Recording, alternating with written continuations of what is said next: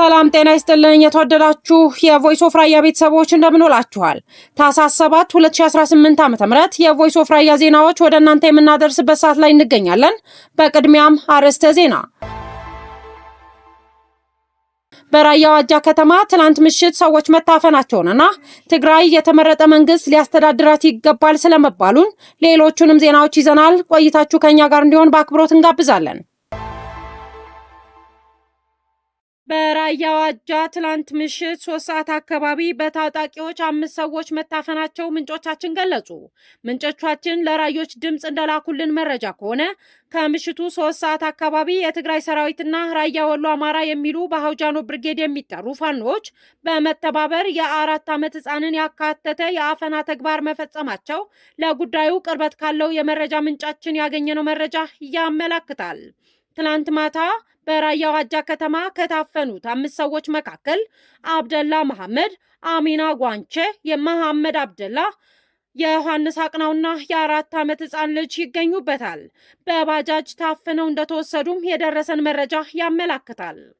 በአሁኑ ወቅት በተለያዩ የራያ አካባቢዎች ህዝቡ የተለያየ ጭቆናና አፈናዎች እየደረሰበት እንደሚገኝም አክለው ገልጸዋል። በመሆኑም በተለያዩ የራያው አደረጃጀት የሚታገሉ የፖለቲካ ልሂቃን በሙሉ በአንድነት የህዝቡን ጭቆና ለመፍታት በጋራ የሚቆሙበት ወቅት እንደሚገኝ ይታወቃል።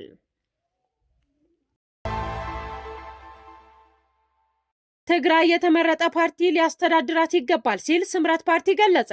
ፓርቲው የማንም ተላላኪ አይደለሁም ሲል ዲሞክራሲ ስምረት ትግራይ ፓርቲ የምክር ቤት ማዕከላዊ ኮሚቴ ስብሰባውን ማካሄድ በጀመረበት ወቅት ገልጿል። ስምረት ከብልጽግና አንዱ ነው እየተባለ ቢገለጽም ፓርቲው ምንም አይነት በጥምረት ለመስራት ያሰበው ነገር የለም ብሏል። ከብልጽግና ፓርቲ ጋር የሚያያይዙን ሆን ብለው ነው ያለው ፓርቲው ከብልጽግና ጋር ቢሰራ ችግር የለውም፣ ነገር ግን ህወሓት ወደ ኤርትራ ስለሄደ ሻዕቢያ ማለት ነው ወይ ሲሉ ጠይቀዋል። መግለጫውን የሰጡት አቶ ጌታቸው ረዳ የመሩት በነበረው ጊዜያዊ አስተዳደር ከንቲባ ተደርገው የተሾሙት በህወሓት ተቃውሞ ስራቸውን እንዳይሰሩ ታግደው የቆዩትና ዲሞክራሲ ስምረት ትግራይ ፓርቲ መስራች አንዱ የሆኑት አቶ ብርሃነ ገብረ ኢየሱስ ናቸው። በመግለጫቸው የትግራይ የተመረጠ መንግስት ሊያስተዳድራት ይገባል ሲሉ ፓርቲው ለምርጫ ዝግጅት እያደረገ መሆኑንም ገልጸዋል።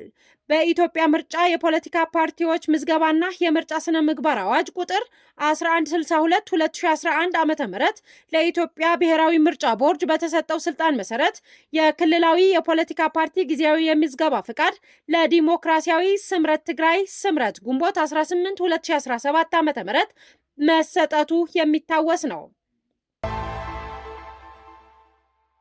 አቶ ጌታቸው ፓርቲው በትግራይ ጉባኤውን ለማድረግ ፍላጎት የነበረው ቢሆንም በክልሉ ያለው ስርዓት አልበኝነት ጫፍ የደረሰ በመሆኑ ማካሄድ አለመቻሉን አስታውቀው ነበር። ለመሆኑ ከሌሎች ፓርቲዎች ጋር የመጣመር ፍላጎት አላችሁ ወይ በሚል ለቀረበላቸው ጥያቄ አቶ ብርሃነ በምላሻቸው ከሌሎች ፓርቲዎች ጋር ጥምረት ስለመፍጠር በሂደት የምናየው ጉዳይ ነው ብለዋል። ከብልጽግና ፓርቲ ጋር የሚያያይዙት ግን ሆን ብለው ነው ብለዋል። ስምረት ከብልጽግና ጋር ቢሰራ ችግር የለውም፣ ነገር ግን እንደ ህወሓት አመራሮች ከሌሎች ሀገራት ጋር ሆኖ ሀገርን ለማጥቃት ማሰብ ነው ሊኮነን የሚገባው ሲሉም ተሰምተዋል። ስምረት ፓርቲ ፕሬዝዳንት የሆኑት አቶ ጌታቸው ረዳ ስምረት ፓርቲን ያቋቋሙት ዶክተር ደብረጽዮን ገብረ ሚካኤል የሚመሩት የህወሓት ቡድን በተራዘመ የአስተዳደር ግልበጣ ሴራ ከጊዜያዊ አስተዳደርነት ፕሬዝዳንት መንበራቸው እንዲለቁ ግፊት ስለተደረገባቸው መሆኑን መግለጻቸው ይታወሳል። የትግራይ ጸጥታ ኃይል ስምረት ፓርቲ በአፋር ክልል የሚያንቀሳቅሰውን የትግራይ ታጣቂ ቡድን ይመራል በማለት ከአሁን ቀደም መወንጀሉ አይዘነጋም። ስምረት በበኩሉ አመራሩ የሚሰጠው አንድም ታጣቂ ቡድን በስሩ እንደሌለ ገልጾ በወቅቱ ውንጀላውን አስተባብሏል። በኦሮሚያ ክልል ሆሮ ጉድሩ ወለጋ ዞን 2 የኢትዮጵያ ኦርቶዶክስ ተዋሕዶ ቤተክርስቲያን አባቶች በታጣቂዎች ከተገደሉ ቀናት ቢቆጠርም አስከሬናቸው እንዳልተገኘ ተገለጸ። ህዳር 21 2018 ዓ.ም ቀሳውስቱ በሆራቱ ማርያም ቤተክርስቲያን ዓመታዊ ክብረ በዓል ላይ ታድመው ወደ ሻምቡ ከተማ እየተመለሱ ሳለ ነበር መኪናቸው በታጣቂዎች እንዲቆም ከተደረገ በኋላ ወደ ጫካ ተወስደው የተገደሉት። በጉዞ ላይ አብረዋቸው ከነበሩት ቀሳውስት አንደኛው በጅማ ገነቴ አካባቢ የቅድስት ማርያም ክብረ በዓል ነበር። ከስነ ስርዓቱ ስንመለስ 9 ሰዓት አካባቢ ታጣቂዎች አስቆሙን ሲሉ ለቢቢሲ ተናግረዋል። እኚህ የዓይን እማኝ በመኪናው ተሳፍረው የነበሩት 20 ሰዎች እንደሆኑ ገልጸው ከ20 ሰዎቹ መካከል 10ሩን አስወርደው ወደ ጫካ ወሰዷቸው፣ የተቀሩት በበቆሎ ማሳው ውስጥ ለውስጥ ተበታትነው በመሮጥ አመለጡ ብለዋል።